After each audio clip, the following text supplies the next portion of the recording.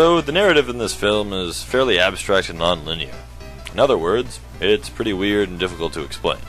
But I will try to explain it as simply and straightforward as possible.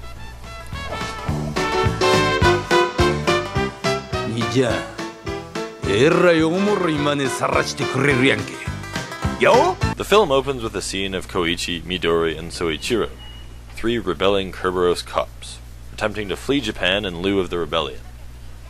They arrive in a hangar and seem to be safe.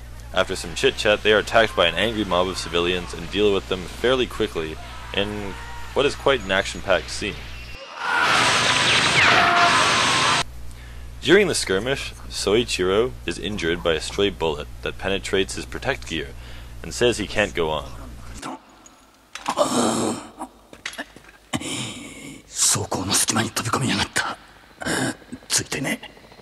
For some reason or another, Midori decides to stay with him, as she apparently suddenly feels tired and no longer motivated to escape.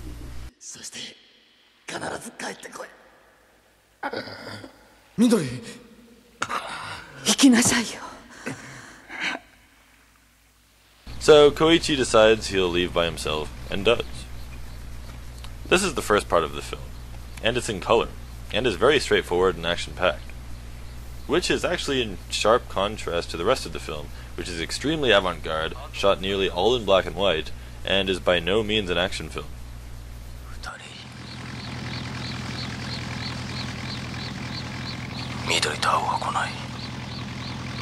So we fast forward 3 years in the future, where Koichi decides to return to Tokyo.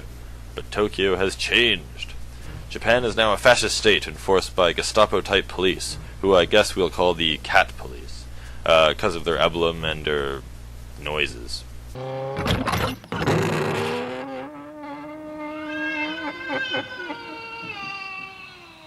Upon arriving in Tokyo, Koichi is immediately followed by a mysterious guy, who is actually Bunmei, the leader of the Cat Police. You find that out fairly quickly. After checking into his hotel, the Cat Police attack Koichi, and he destroys them and escapes their clutches in a pretty weird scene.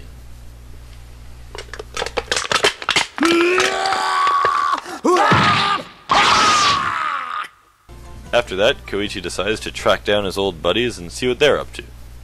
To do this, he first tracks down a famous informant named Moongaze Ginji, who hangs out in an underground illegal ramen parlor, and gives him the rundown of where and what Soichiro is doing. Koichi promptly faints because the noodles were poisoned by Ginji,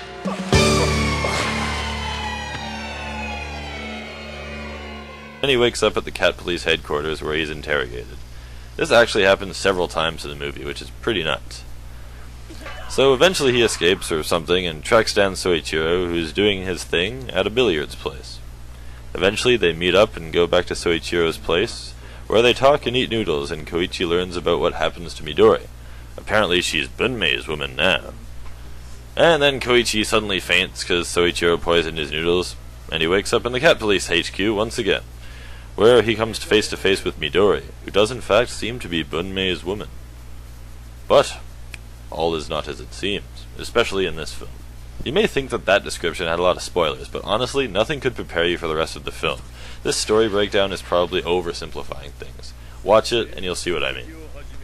The rest of the movie is basically a bizarre journey through bizarre locations where bizarre things happen to bizarre characters. It's pretty bizarre, but also interesting, with some pretty wild visuals and plot twists.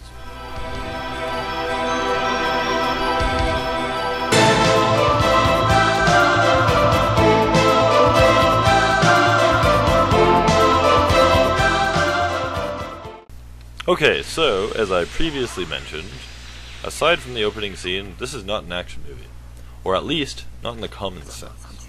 That being said, there is quite a bit of physical action and gunplay in the film here and there. However, it is presented in such a way that most action fans probably aren't used to.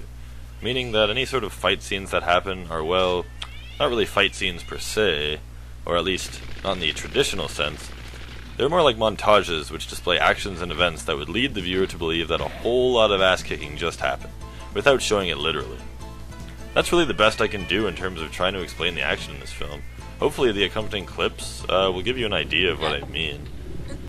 These scenes, however, are pretty interesting and surreal and match the pace of the film overall. so within the film's surreal context, they seem fairly at home.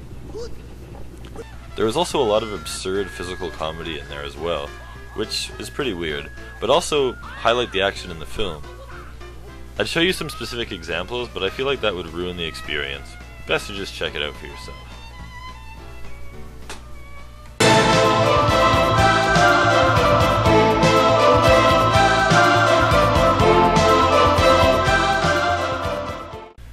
If I had to fit the red spectacles into a genre, I would have to say that it was experimental. It can be described as a genre experiment, mixing elements from a number of different genres, surrealism and film noir being the most prominent, and achieving a disjointed, non-linear, and bizarre narrative that both informs and confuses. This is not necessarily a bad thing, however, or at least, not in my books. There is a lot of symbolism in here that is not always clear. For instance, there seems to be a lot of meaning placed on the cats and dogs, like the emblems of the various police forces. And there are these posters of a woman all over the place whose significance is not fully known.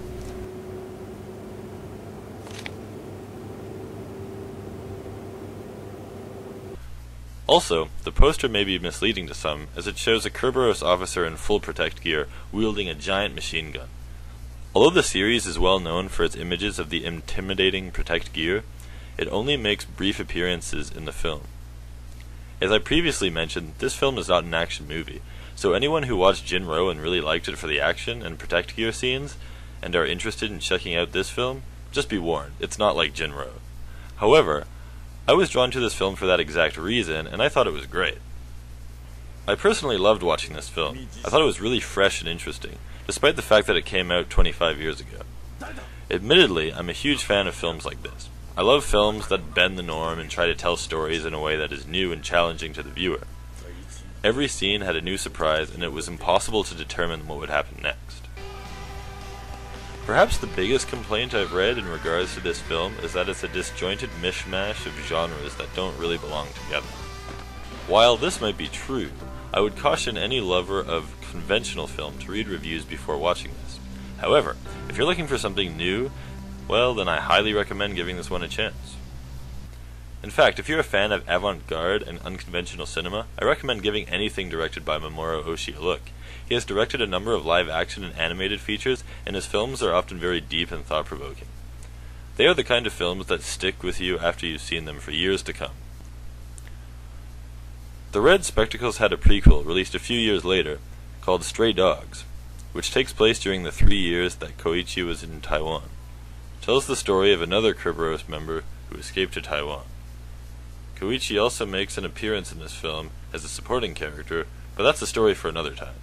Speaking of next time, hope to see you there.